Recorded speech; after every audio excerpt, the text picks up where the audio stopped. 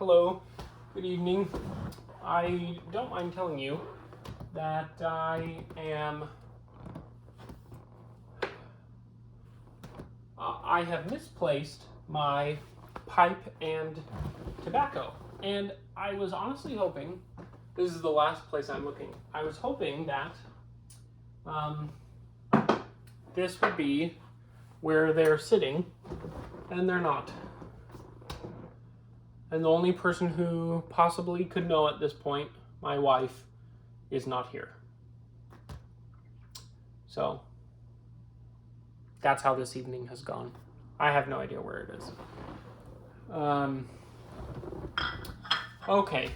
Well, good to see you. I'm glad you could be here, even if I'm going to languish here for just a second. And I had something to talk about, actually. Something that I was thinking about over the last, couple weeks.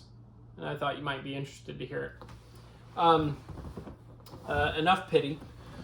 Let's talk about this. So I had this thought that, and I think I've mentioned something like this before, but one of the things that most people are missing, inevitably, undoubtedly missing from their home library, even people who are well-read, who have a good sized collection of books, usually they're missing this one kind of literature.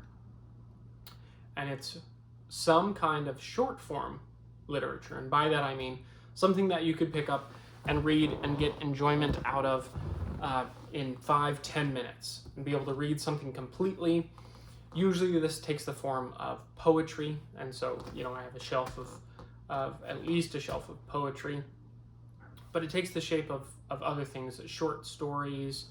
And one type of literature that I think almost no one has today, that I think you really should, are magazine subscriptions. And the two I have here are, this first one is the Salisbury Review. This is a political magazine founded initially by Sir Roger Scruton, if you know who that is. He has to be perhaps my favorite contemporary conservative philosopher. Primarily because, of course he's interested in the nitty-gritties of political issues from a conservative perspective, but primarily he's interested in the philosophical undergirdings that should inform the human person on all sorts of issues, from the way in which you decorate to the different political platforms that you espouse. And so one of the first things that first got me onto Sir Roger Scruton was actually two things. His position on wine. He has a book, I Drink, Therefore I Am, A Philosopher's Guide to Wine. And I read the preface of that in about 2 minutes and was just instantly hooked. And then also his philosophy behind the politics of aesthetics. Particularly, he talks about, how primarily the difference between the sublime in architecture and art and the beautiful in architecture and art, and what place that has in daily life. And so that has actually informed a great deal of my philosophy and my wife's philosophy behind how we decorate our home, what sorts of things we have, what sort of furniture we have, the type of artwork that we like, that we have on our walls. So it's informed a great deal, and it's informed a great deal on even some nitty-gritty political issues. So anyway, that's a fascinating one. I historically haven't been terribly interested in contemporary politics, and I kind of felt like I should be more. And to some extent, really my duty is to be well informed when it comes to a particular vote, and I generally do that well, but I'd also be interested in being more informed on really just kind of the ebbs and flows of politics today. And anyway, so I have that one, and this second one that I have is called Hearth and Field. This is the third edition, they issue 4 a year. Actually, both of these are quarterly, and it ends up being just about the right frequency.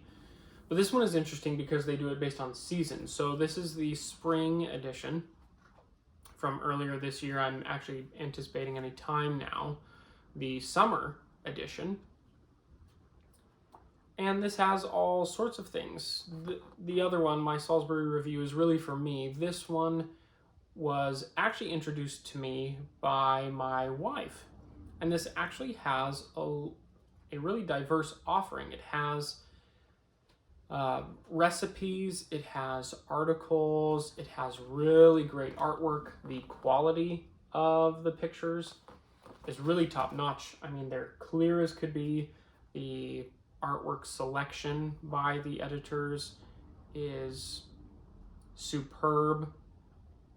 And it has, like, somewhere in here, it had a primer on botanical names. So it goes over, you know, how we can understand and recall and remember the botanical names for things.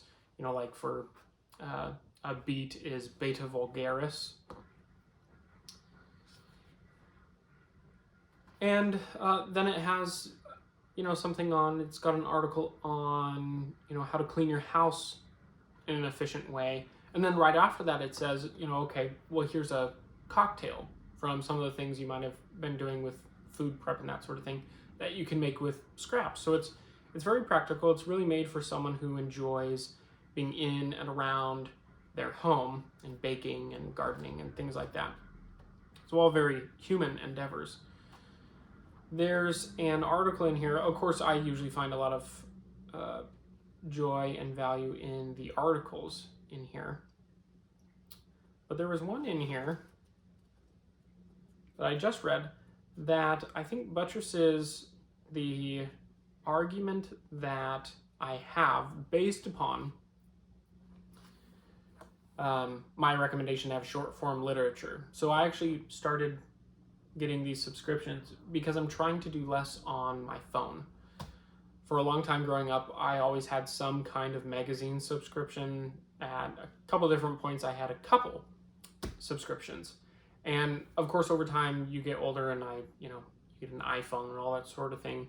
And it was fashionable to, just do everything on your supercomputer in your hand, on your Palantir. And so I did that.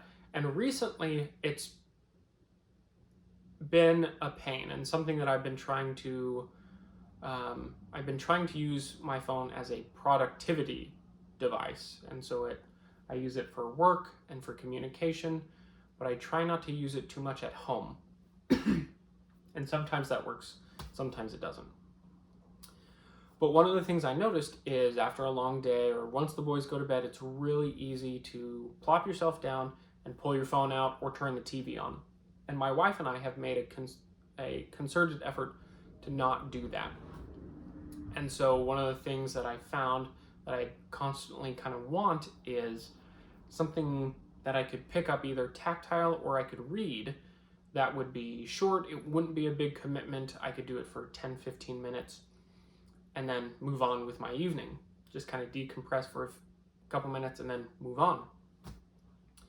And this has been a really fantastic outlet for that. It's often what I'm reading is something a little bit more in depth, something heftier, maybe more intellectual, and it's not always a great prospect at the end of a busy day to say, okay, do I really want to jump into this next chapter?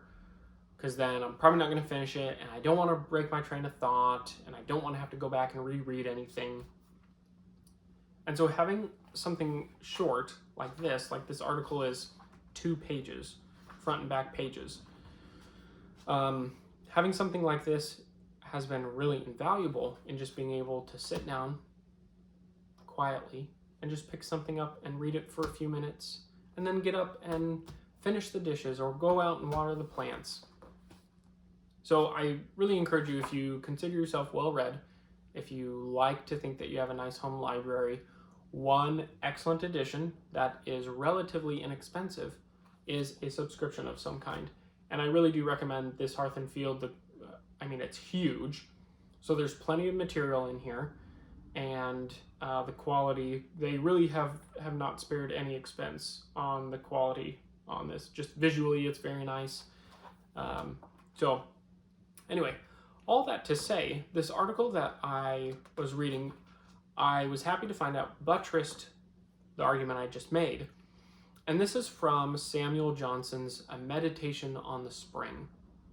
I'll read kind of the end here that I think is a little bit more explicit, and you'll recognize some of the same points. And I'm always happy to have Samuel Johnson agree with me. So I'll start here. Mankind must necessarily be diversified by various tastes, since life affords and requires such multiplicity of employments. And a nation of naturalists is neither to be hoped nor desired. But it is surely not improper to point out a fresh amusement to those who languish in health and repine in plenty, for want of some source of diversion that may be less easily exhausted, and to inform the multitudes of both sexes who are burdened with every new day, that there are many shows which they have not seen. He that enlarges his curiosity after the works of nature demonstrably multiplies the inlets to happiness. And therefore the younger part of my readers, to whom I dedicate this vernal speculation, must excuse me for calling upon them to make use at once of the spring of the year and the spring of life, to acquire, while their minds may be yet impressed with new images, a love of innocent pleasures and an ardor for useful knowledge, and to remember that a blighted spring makes a barren year, and that the vernal flowers, however beautiful and gay, are only intended by nature as preparatives to autumnal fruits. Amen indeed, Mr. Johnson. So, that's my soapbox for the evening, and I'll have to get back to... I really have no hope of finding that without my wife. I have no idea where that is. So rather than sitting here and languish, I'll go out and make myself useful and water the plants. But all the same, thank you for stopping by. It was good to see you. We'll see you next time.